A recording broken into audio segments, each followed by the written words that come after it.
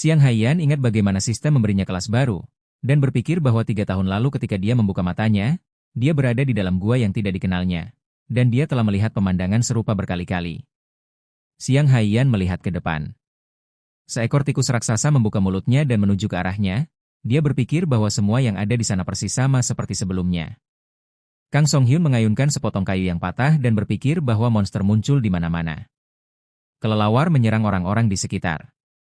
Banyak orang berlumuran darah monster, melihat jendela pekerjaan barunya sebagai seorang penyembuh. Xiang Haiyan menyeka wajahnya dan berpikir bahwa ini mungkin bukan bumi, dan dia berada di dunia lain.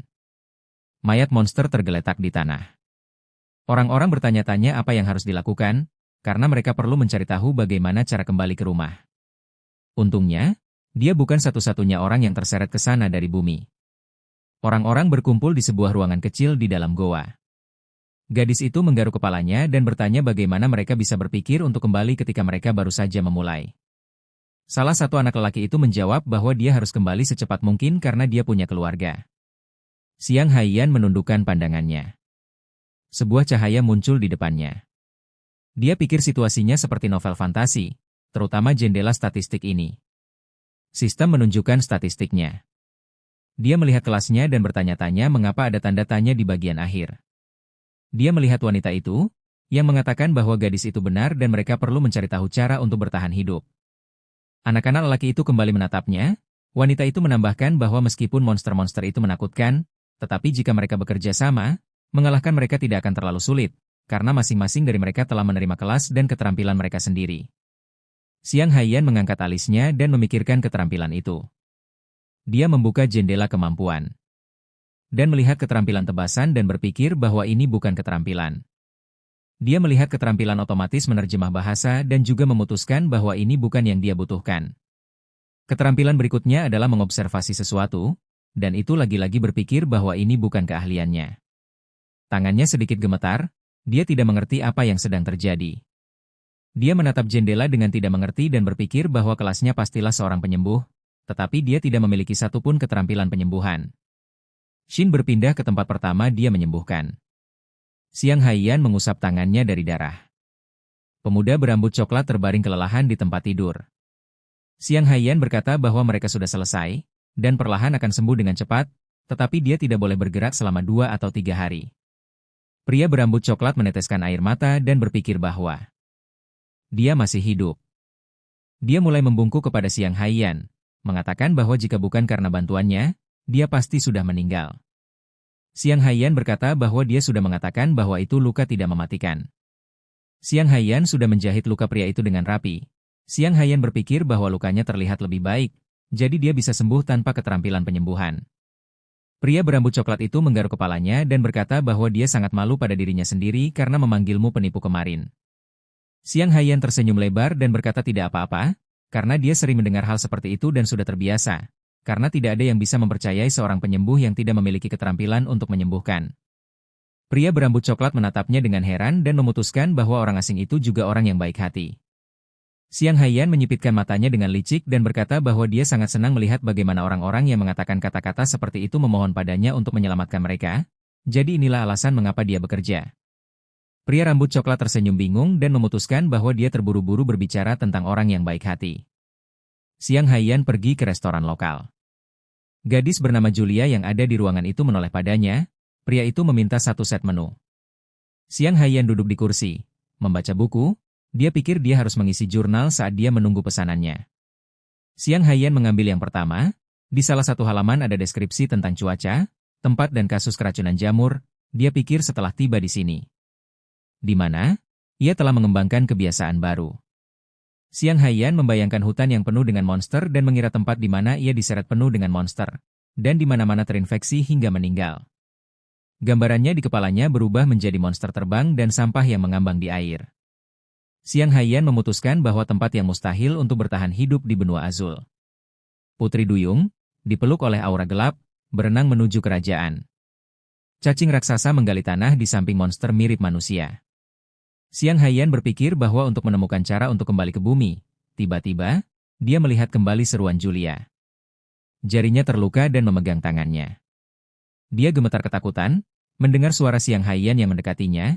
Xiang Haiyan bertanya apakah dia baik-baik saja. Xiang Haiyan mengangkat tangannya dan memintanya untuk memeriksa lukanya. Julia berkata bahwa semuanya baik-baik saja dengan itu. Xiang Haiyan memejamkan mata dan berpikir bahwa dia sudah lelah dengan perdebatan seperti itu. Dia mengaktifkan mata observasi. Matanya tiba-tiba bersinar dengan cahaya biru.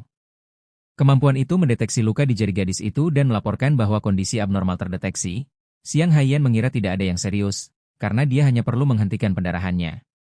Dia tersenyum, mengulurkan tangannya kepadanya dan berkata bahwa jika tangannya terluka, dia tidak akan bisa memasak makanan. Julia menundukkan pandangannya dan meminta maaf atas kerepotan itu. Setelah itu ia memintanya untuk memeriksa tangannya. Xiang Haiyan memegang telapak tangannya dan menggunakan keterampilan pengendalian pendarahan. Makanan sudah ada di atas meja. Xiang Haiyan berkata bahwa dia sudah selesai. Julia mengucapkan terima kasih. Sistem mengumumkan perolehan 1 poin. Xiang Haiyan berpikir bahwa, seperti yang dia pikirkan, perawatan ini menghasilkan 1 poin. Dia membuka jendela, dan dia memiliki 103 poin. Xiang Haiyan berpikir bahwa karena dia telah mengumpulkan begitu banyak poin. Xiang Haiyan tersenyum dan memutuskan untuk memutar roulette selama 5 putaran berturut-turut. 3 roda keberuntungan muncul di udara di depannya. Sistem mengumumkan pengaktifan roulette dan pengeluaran poin saat ini. Hasil roulette adalah 20 koin emas dan 2 poin kekuatan. Dia gemetar karena kesal, berpikir bahwa seharusnya ada banyak emas. Tiba-tiba di hasil terakhir memberinya keterampilan baru. Xiang Haiyan membuka jendela dengan deskripsi keterampilan distribusi, berpikir bahwa meningkatkan efektivitas ramuan hingga 30% ini cukup berguna. Dia pergi keluar, mengambil ramuan penyembuh kecil dan berpikir bahwa karena dia sudah selesai makan, dia harus mencobanya. Dia menghancurkan botol itu dengan tangannya dan mengaktifkan penyerapan. Sistem mengumumkan penyerapan ramuan itu. Dia mengangkat tangannya, di dekat energi itu mulai berkumpul, dia menggunakan keterampilan distribusi. Sebagai hasilnya kekuatan fisiknya di area penerapan dipulihkan. Dia melihat tangannya sambil tersenyum dan berkata bahwa dia juga bisa menggunakannya pada pasien. Setelah itu dia berpikir jauh lebih baik daripada hanya menuangkan ramuan. Xiang Haiyan mengepalkan telapak tangannya, tiba-tiba tangannya bergetar hebat. Orang asing itu ketakutan tetapi menatapnya, berteriak keras. Pria bertopi itu jatuh ke lantai.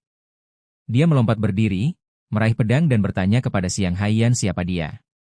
Xiang Haiyan meminta maaf kepadanya.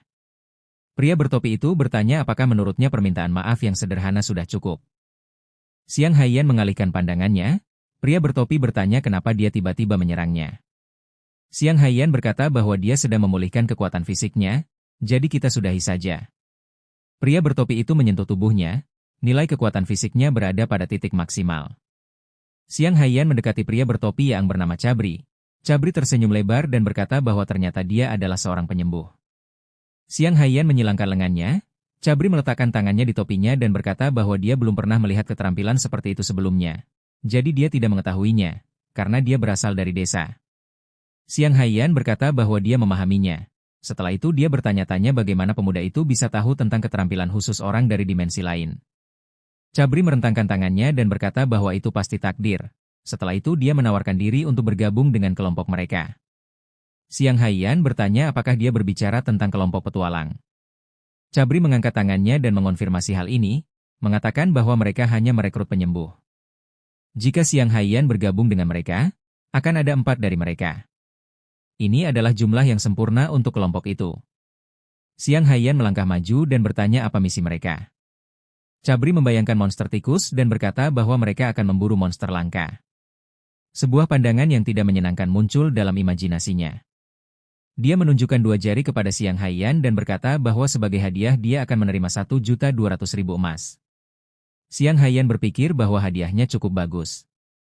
Dia mengangkat tangannya, tersenyum dan mulai berpikir tentang fakta bahwa tidak ada penyembuh di kelompok mereka dan mungkin dia harus bergabung dengan mereka.